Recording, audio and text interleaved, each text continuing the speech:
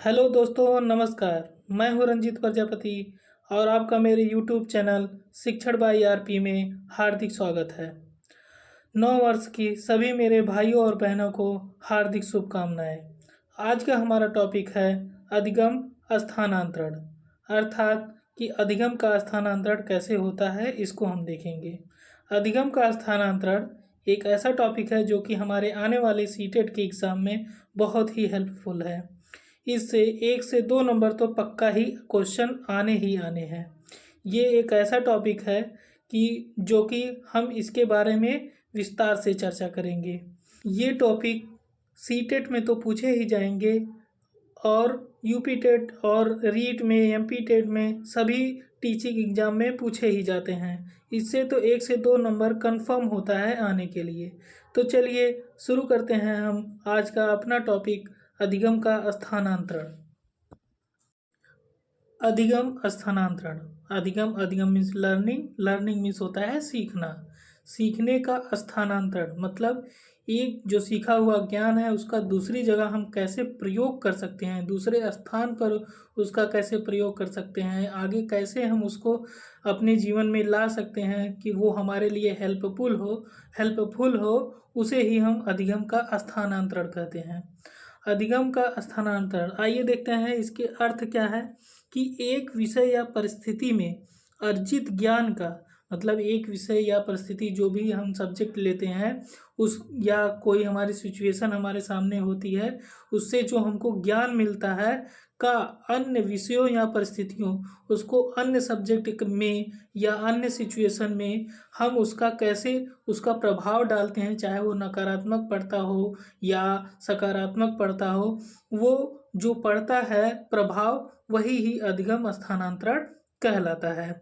आगे देखते हैं उदाहरण क्या है। जैसे कि गणित सीखने का ज्ञान, जैसे जो हम गणित सीखते हैं उसका ज्ञान भौतिक शास्त्र मतलब फिजिक्स में और रसायन शास्त्र मतलब केमिस्ट्री में भी प्रयोग होता है। जैसे गणित में नंबरिंग होती है तो 1 2 3 या और भी जितने भी सारे फार्मूले होते हैं, कहीं ना कहीं फिजिक्स के न्यूमेरिकल सॉल्व करने में या केमिस्ट्री के फॉर्मूले को सॉल्व करने में कहीं ना कहीं गणित का हमें प्रयोग करना पड़ता है। आइए हम देखते हैं कि और कौन कौन से स्थानांतरण हैं। जैसे पॉजिटिव ट्रांसफ़र है, धनात्मक अंतरण है। ये देखिए, जैसे एक टेनिस खेल रहा है तो बैडमिंटन में कैसे उसको यूजफुल है। फिर ये है निगेटिव ट्रांसफ़र, ऋणात्मक अंतरण है कि देखिए साइकिल चलाना और फिर नाव चलाना कैसे ऋणात्मक अंतरण होगा, निगेटिव ट्रांसफ़र कैसे होगा। और क्षैतिज अंतरण है, हॉरिजॉन्टल ट्रांसफ़र, कि एक स्कूटर चलाने वाला और फिर एक बाइक चलाने वाला कैसे इसका अंतरण हो रहा है। इन सब के बारे में हम आगे जानेंगे विस्तार रूप से। और देखिए जैसे है ऊर्ध्वाधर ट्रांसफ़र, वर्टिकल ट्रांसफ़र, कि साइकिल चलाना और फिर गाड़ी चलाना में क्या अंतर है, कैसे वर्टिकल ट्रांसफ़र है। और द्विपार्श्विक अंतरण मतलब पॉजिटिव मतलब बाईलेटरल ट्रांसफ़र कैसे होता है कि जैसे दाएं हाथ से खेलना और फिर बाएं हाथ से खेल रहा है ये। तो इन सब के बारे में हम अच्छे से चर्चा करेंगे और आप लोग इसको बहुत ध्यान से देखिएगा क्योंकि ये बहुत ही विस्तार पूर्वक हमने बनाया हुआ है, बहुत बढ़िया से बनाया हुआ है। आप यदि इसको आज अच्छे से पढ़ लेते हैं तो आपके लिए फिर कहीं और से पढ़ने की ज़रूरत नहीं पड़ेगी। आगे देखते हैं इसकी परिभाषा क्या है। जैसे कॉलसेनिक के अनुसार है कि पहली परिस्थिति में प्राप्त ज्ञान या कुशलता की, अर्थात जो हम पहली परिस्थिति होती है या कोई भी स्थिति, जैसे भी जब भी हम पहली बार सीखने जाते हैं तो वो हमारी पहली ही स्थिति होती है। उससे जो ज्ञान प्राप्त होता है हमको, जो उससे या हम कोई कार्य करते हैं तो जो उससे कौशल प्राप्त होता है, उससे जो है हैबिट है, क्या है, हैबिट है, अभियोग्यताएं हैं, उसके अंदर जो उस कार्य को करने से हमारे अंदर जो योग्यता डेवलप होती है या कोई अन्य क्रियाएं हैं, उनका दूसरी परिस्थिति में प्रयोग करना ही क्या है, अधिगम स्थानांतरण है।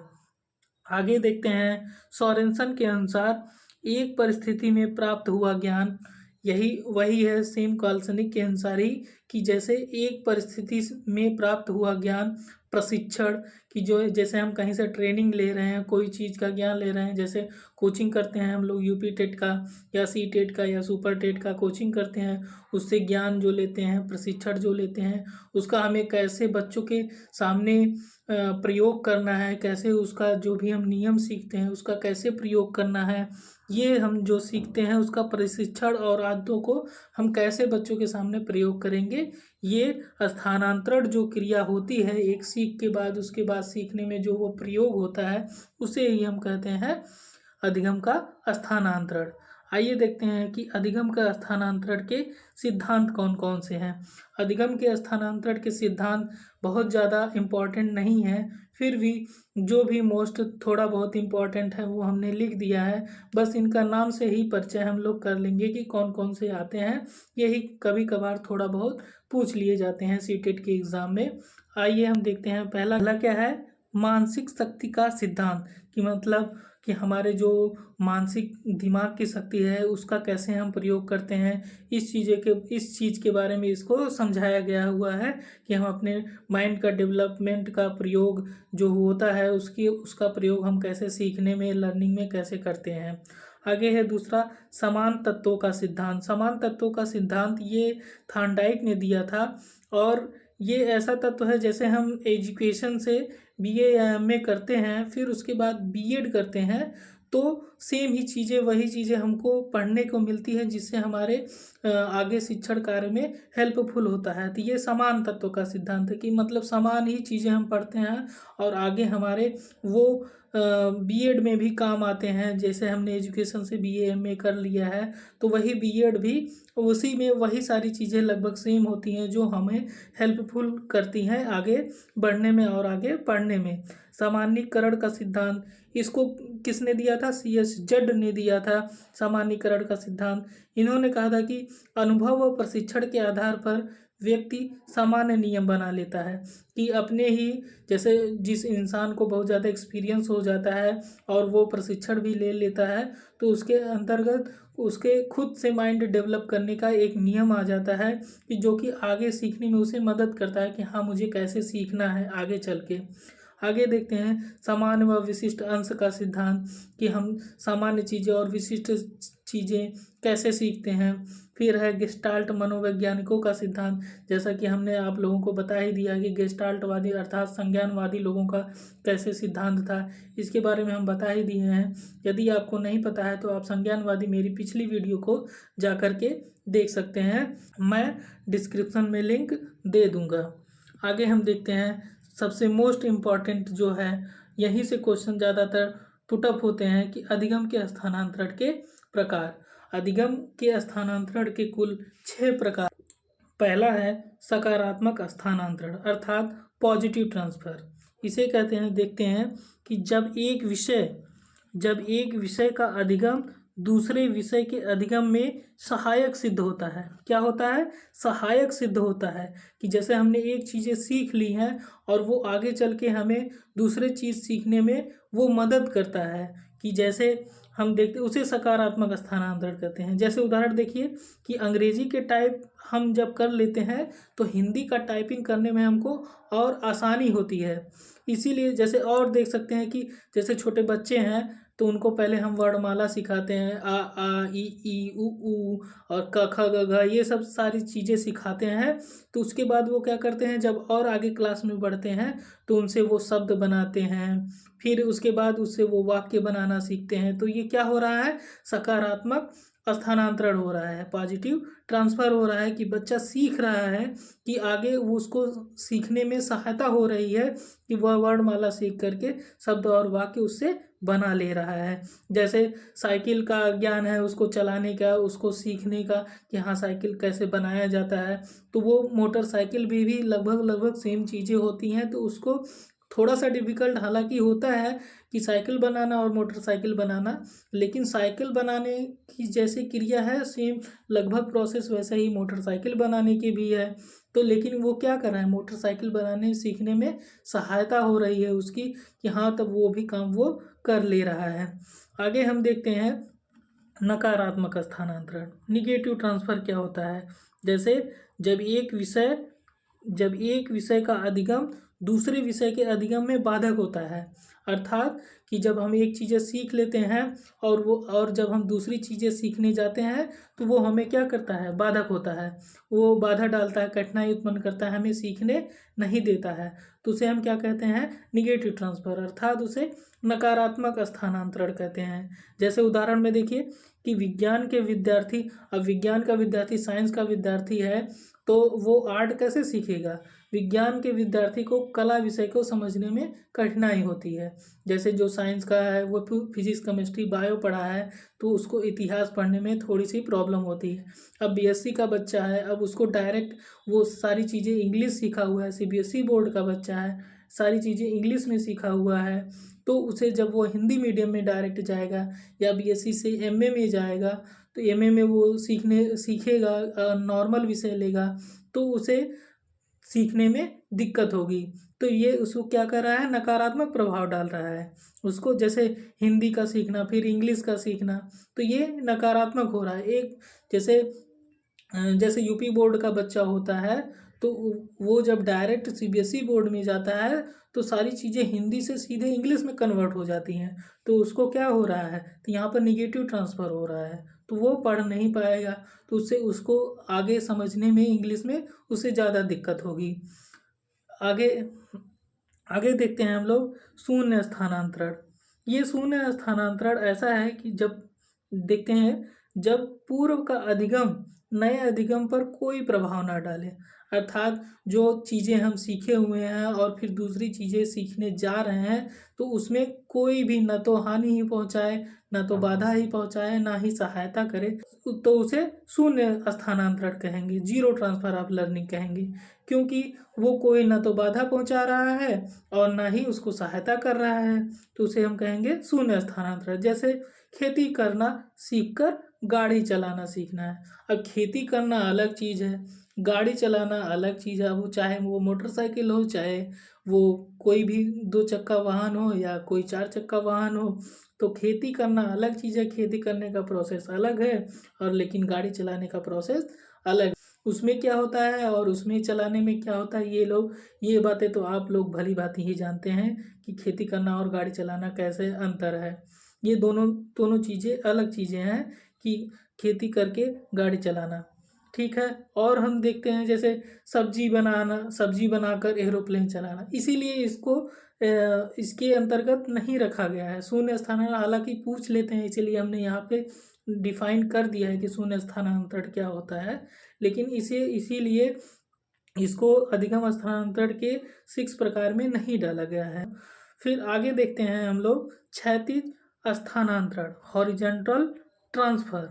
यह स्थानांतरण दोनों प्रकार का होता है, अर्थात सकारात्मक भी होता है और नकारात्मक भी होता है। जैसे जब भिन्न प्रकार की योग्यता, मतलब हमारे अंदर जो भी योग्यताएं हैं, कला है उसका, अथवा ज्ञान, जो भी हमारे अंदर ज्ञान है, अन्य सीखी जाने वाली योग्यता, जैसे चाहे कुछ भी हो, कोई कौशल ही हो, योग्यता अथवा ज्ञान में सहायक होता है। क्या होता है? सहायक होता है, तो उसे क्षैतिज स्थानांतरण कहते हैं, अर्थात हॉरिजॉन्टल। हॉरिजॉन्टल मतलब आप लोग समझ रहे होंगे कि हॉरिजॉन्टल अर्थात एक ऐसे हॉरिजॉन्टल, एक सीधी लाइन, हॉरिजॉन्टल। जैसे उदाहरण है क्या कि कक्षा 10 के विद्यार्थी की गणित का ज्ञान भौतिक विज्ञान में सहायक होता है। जैसे कोई क्लास 10 का विद्यार्थी है, उसका जो गणित पढ़ाया जाता है वो अभी हम बताए थे इसके पहले ही कि फिजिक्स के न्यूमेरिकल सॉल्व करने में सहायक होता है। वहीं उसका भी प्रयोग होता है ABCD या 1 2 3 का प्रयोग, या किसी फार्मूले का प्रयोग उसमें भी प्रयोग होता है। तो कहीं ना कहीं हम प्लस माइनस या जोड़ घटाना गुणा भाग जो भी हम करते हैं, उसका प्रयोग वहाँ उसके भौतिक विज्ञान के न्यूमेरिकल भी सॉल्व करने में होता है। तो इसे हम क्या कहेंगे? तो कहीं ना कहीं वो हेल्पफुल हो रहा है, तो इसे हम कहेंगे सकारात्मक क्षैतिज स्थानांतरण कहते हैं। और इसके विपरीत जब गणित का ज्ञान हिंदी साहित्य के ज्ञान अर्जन में अवरोध, अब गणित का ज्ञान सीखना और हिंदी साहित्य का ज्ञान सीखना दोनों अलग चीज़ें हैं, तो वो उसमें अवरोध उत्पन्न करता है। तो इसे हम क्या कहेंगे? नकारात्मक क्षैतिज स्थानांतरण। तो इसे हम क्या कहेंगे? नकारात्मक क्षैतिज स्थानांतरण।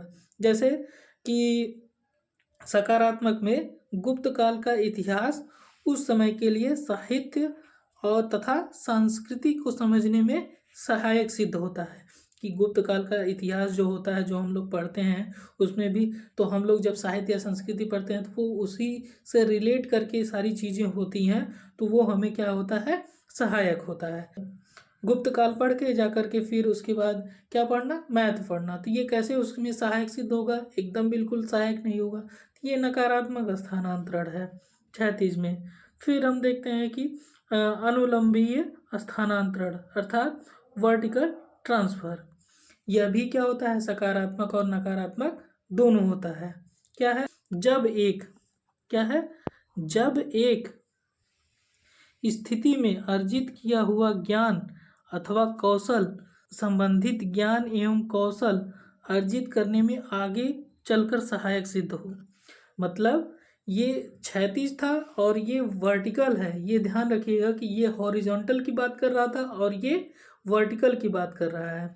कि कह रहा है कि जब एक स्थिति में अर्जित किया हुआ ज्ञान अथवा कौशल संबंधित ज्ञान एवं कौशल अर्जित करने में आगे चलकर सहायक होता है, तो इसे क्या कहेंगे? हम वर्टिकल ट्रांसफर कहेंगे। जैसे कक्षा 8 का गणित का ज्ञान है और हम आगे चलकर, अनुलंबी मतलब वर्टिकल ट्रांसफर, आगे चलकर जैसे कक्षा 8 का गणित का ज्ञान है वो आगे चलकर कक्षा 10 के गणित के में काम आता है। ऑब्वियसली सी बात है, सही बात है कि हम जो जो कक्षा 8 में पढ़ेंगे तो वो कक्षा 10 में सहायक सिद्ध ही होगा, क्योंकि वो वही नियम और वही फॉर्मूले होते हैं। बस कक्षा 10 में और जाकर के और चीज़ें भी स्मार्ट तरीके से और भी बड़ी हो जाती हैं, तो वो सहायक सिद्ध होता है। और तो इसे क्या कहेंगे? सकारात्मक अनुलंबी स्थानांतरण। तो इसे क्या कहेंगे? सकारात्मक अनुलंबी स्थानांतरण। और इसके विपरीत जब एक स्थिति में अर्जित किया हुआ ज्ञान अथवा कौशल संबंधित ज्ञान एवं कौशल अर्जित करने में क्या करता है? सेम उसी तरीके से बाधा उत्पन्न करता है। तो इस प्रकार के स्थानांतरण को क्या कहेंगे? निगेटिव वर्टिकल ट्रांसफर अर्थात नकारात्मक अनुलंबी स्थानांतरण। जैसे कक्षा 8 के विद्यार्थी का साहित्यिक ज्ञान अगली कक्षा के साहित्यिक ज्ञान अर्जित करने में अवरोध उत्पन्न करता है। अब साहित्यिक ज्ञान है तो जो है वो परफेक्ट है, तो वो ज्ञान फिर आगे हमारे साहित्यिक ज्ञान कक्षा 10 में काम नहीं करते हैं, तो इसे हम क्या कहेंगे? नकारात्मक स्थानांतरण। आगे हम लोग देते हैं पार्श्विक स्थानांतरण, लैटरल ट्रांसफर। मतलब पार्श्विक स्थानांतरण मतलब कि जब शरीर के एक अंग द्वारा अर्जित कार्य कुशलता, जब शरीर के जो एक अंग द्वारा, मतलब जैसे शरीर का एक अंग हमारा, जैसे एक राइट हैंड हो गया और एक लेफ्ट हैंड हो गया, तो इससे एक अंग द्वारा अर्जित कार्य कुशलता उसी अंग की दूसरी कार्य कुशलता को प्रभावित करे। मतलब जो एक हाथ से हम काम कर रहे हैं वही दूसरे हाथ में ट्रांसफर हो जाए, तो उसे क्या कहेंगे? पार्श्विक स्थानांतरण। उदाहरण देखिए, जैसे जैसे जैसे देखिए, दाएं हाथ से हिंदी लिखने की कुशलता का संस्कृत लिखने की कुशलता में को प्रभावित करता है, अर्थात उसमें सहायक सिद्ध होता है, तो उसे क्या कहेंगे हम? पार्श्विक स्थानांतरण। उसे क्या कहेंगे हम? पार्श्विक स्थानांतरण। अर्थात बाएं हाथ से हम लिखने का अभ्यास यदि कर रहे हैं और दाएं हाथ में चोट लगने पर फिर वो काम आ जाता है। जैसे हमारे किसी को भी कोई दुर्घटना हो जाए, उसका हाथ काम ना करे, यदि दाएं हाथ से वो लिखता था, तो यदि वो बाएं हाथ से भी लिखने लग जाए उसी टाइम, तो उसे कहेंगे पार्श्विक स्थानांतरण अर्थात लैटरल ट्रांसफर। फिर देखिए क्या आगे क्या कहते हैं? बाइलेटरल ट्रांसफर, द्विपार्श्विक स्थानांतरण। क्या होता है? जब शरीर के द्वारा अर्जित कार्य कुशलता दूसरे अंग की कार्य कुशलता को प्रभावित करे, तो इसे द्विपार्श्विक स्थानांतरण कहते हैं। अर्थात कि जैसे दाएं हाथ से लिखने वाले को बाएं हाथ से लिखना पड़ जाए तो वह बाएं हाथ से भी लिख सकता है, अर्थात उसका दोनों हाथ चले तो उसे क्या कहेंगे? द्विपार्श्विक स्थानांतरण। जैसे 3 इडियट का वायरस वो कैसे लिखता था? दोनों हाथ से लिखता था, तो उसे क्या कहेंगे? द्विपार्श्विक स्थानांतरण। जैसे कि हम बच्चों को बाएं हाथ से लिखना तथा काम करना सिखाते हैं, वह प्रशिक्षण दाएं हाथ में बिना किसी अभ्यास के यदि परिवर्तित हो जाए तो उसे क्या कहेंगे? द्विपक्षीय स्थानांतरण, मतलब द्विपार्श्विक स्थानांतरण, बाइलेटरल ट्रांसफर। बिना अभ्यास के यदि ट्रांसफर हो जाए तो उसे क्या कहेंगे? Bilateral transfer. यदि आपको मेरे द्वारा दी गई जानकारी अच्छी लगी हो तो कृपया लाइक करें, शेयर करें और सब्सक्राइब करना ना भूलें। आपका दिन शुभ रहे। धन्यवाद।